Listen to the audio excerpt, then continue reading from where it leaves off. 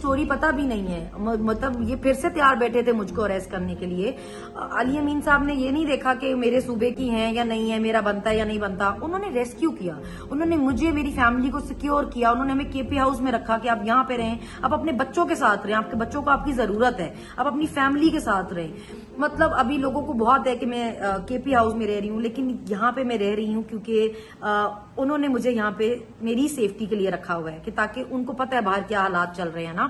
तो मतलब केपी वालों ने, आप सोचें ये रात 2:30 बजे तक जब मैं यहाँ पे थी और मुझे सुबह कोर्ट जाना था, तो ज्यादा चांसेस यही थे कि मुझे फिर से बाहर उठाएंगे ये ना।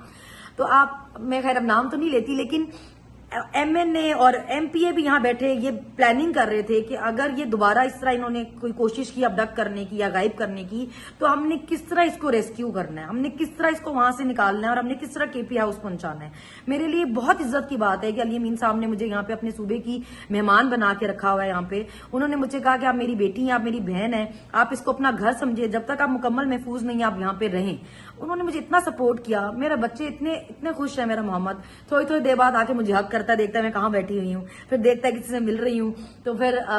उनसे मिलके चला जाता है वापस मुझे देख के ना। इस सब में, इस सारे टाइम में जो, हालांकि अली अमीन साहब पे बहुत प्रेशर है, देखें सारे सूबे उनके अगेंस्ट हैं, वफाक उनके अगेंस्ट है, उनको बहुत चीजें देखनी होती हैं। इसके बावजूद उन्होंने जिस तरह ये ख्याल रखा, उन्होंने ये अपना फर्ज समझा कि किसी की अगर बेटी है या माँ है तो हमारा फर्ज है कि हम उसकी हिफाजत करें। और उन्होंने मुझे यहाँ पे